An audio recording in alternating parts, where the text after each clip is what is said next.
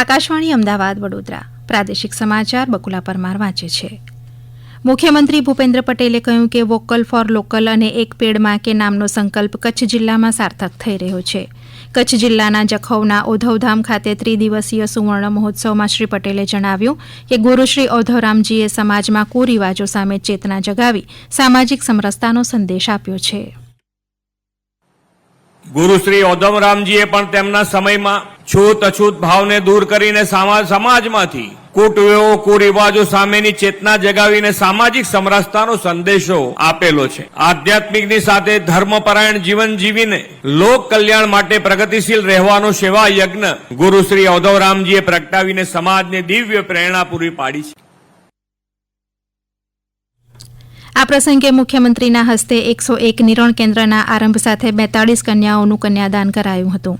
કાર્યક્રમમાં મહાજનની અંદાજે 10,000 મહિલાઓ પોતાના ભાતીગળ પોશાક પુતારો પહેરીને ઓધવ મહારાસમાં રાસ રમી હતી. અમદાવાદમાં ચંડોળા તળાવ ખાતે ગેરકાયદેસર બાંગ્લાદેશીઓની મિલકતોનું દબાણ દૂર કરવામાં આવી રહ્યું છે.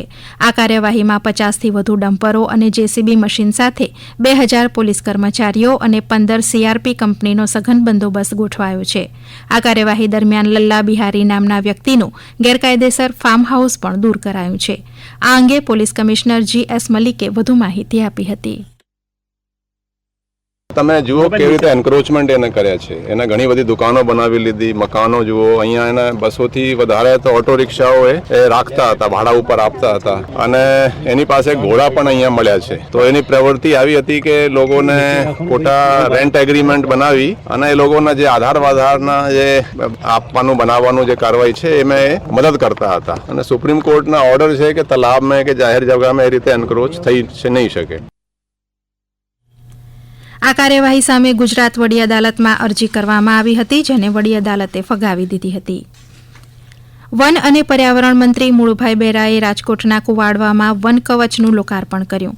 સામાજિક વનીકરણ વિભાગ દ્વારા એક પેડ માં કે નામ અભિયાન અંતર્ગત ગુરુદત્ત ગિરનારી આશ્રમ ખાતે અંદાજે 1 હેક્ટર જમીનમાં મિયાવાકી પદ્ધતિથી 10,000 જેટલા વૃક્ષ ઉછેરવામાં આવ્યા છે. આ પ્રસંગે શ્રી બેરાએ વન કવચ વિસ્તારમાં વિવિધ વૃક્ષોનું નિરીક્ષણ કર્યું હતું. ઉલ્લેખનીય છે કે નાયબ વન સંરક્ષક તુષાર પટેલના માર્ગદર્શનમાં 7-8 માસમાં આ પ્રોજેક્ટ પૂર્ણ થયો છે. આજે લોકાર્પિત થયેલા વન કવચમાં પીપળો, લીમડો, ગરમાળો, હરમો, પારસ, પીપળો, નાગોડ, શેતુર, પારિજાત સહિતના વિવિધ 56 પ્રકારના વૃક્ષો ઉછેરવામાં આવ્યા છે. પંચમહાલ જિલ્લાના ગોધરા નજીક વાહન ચાલકે બાઇકને અડફેટે લેતા બાઇક સવારનું મોત નીપજ્યું હતું. પંચમહાલ જિલ્લાના અમારા પ્રતિનિધિ જણાવે છે કે આ ઘટનામાં બાઇક સવાર બંને વ્યક્તિઓને ગંભીર ઇજાઓ પહોંચતા હોસ્પિટલમાં ખસેડાયા હતા, જ્યાં સારવાર દરમિયાન એક વ્યક્તિનું મૃત્યુ થયું હતું. આ અંગે પોલીસે અજાણ્યા વાહન ચાલક સામે ગુનો નોંધીને કાયદેસરની કાર્યવાહી હાથ ધરી છે. ગાંધીનગર સ્થાનિક ગુના શાખાએ બનાવટી ઘી અને પાન મસાલાનો 8 લાખ રૂપિયાથી વધુનો જથ્થો જપ્ત કર્યો છે. ગાંધીનગરના અમારા પ્રતિનિધિ જણાવે છે કે ખોરાક અને ઔષધ નિયમન તંત્રના અધિકારીઓને સાથે રાખીને પોલીસે આ કાર્યવાહી કરી છે. અડાલજ ઝુંડાલ કેનાલ પાસેના ગોડાઉનમાં બનાવટી ઘી અને પાન મસાલાનો કારોબાર ચલાવતો હતો, જેમાં 4 લોકોને ઝડપી પાડવામાં આવ્યા હતા. ગાંધીનગર કેપિટલ વેરાવળ સોમનાથ એક્સપ્રેસમાં એક સ્લીપર ક્લાસ કોચનો કામચલાઉ ઉમેરો કરાયો છે. રેલવે યાદીના જણાવ્યા અનુસાર મુસાફરોની માંગ અને સુવિધાને ધ્યાનમાં રાખીને પશ્ચિમ રેલવેએ આ નિર્ણય લીધો છે.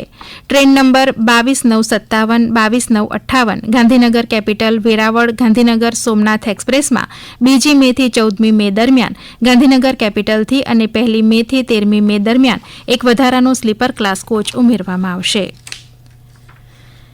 1 મેના રોજ રાજ્યકક્ષાના ગુજરાત ગૌરવ દિવસની ઉજવણી પંચમહાલ જિલ્લાના પાટનગર ગોધરા ખાતે મુખ્યમંત્રી ભૂપેન્દ્ર પટેલની ઉપસ્થિતિમાં યોજાશે. ગઈકાલથી આ ઉજવણીનો આરંભ થઈ ગયો છે. યાત્રાધામ પાવાગઢ ખાતે મહાકાળી માતાજીના આશીર્વાદ સાથે ગુજરાત પોલીસ બેન્ડ દ્વારા ગુજરાત ગૌરવ દિવસની ઉજવણીનો આરંભ થયો હતો.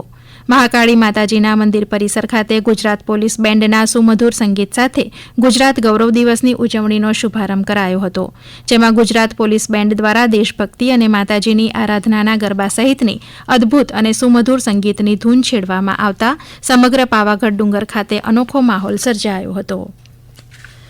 આ સમાચાર આપ આકાશવાણીના અમદાવાદ વડોદરા કેન્દ્ર ઉપરથી સાંભળી રહ્યા હતા. આ સમાચાર આપ અમારી YouTube channel AIR news Gujarat ઉપર પણ સાંભળી શકશો.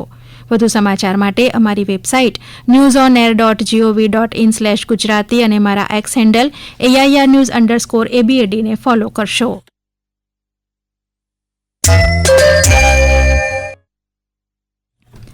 હવે પછી આપ સાંજે 7:10 પ્રાદેશિક સમાચાર સાંભળી શકશો.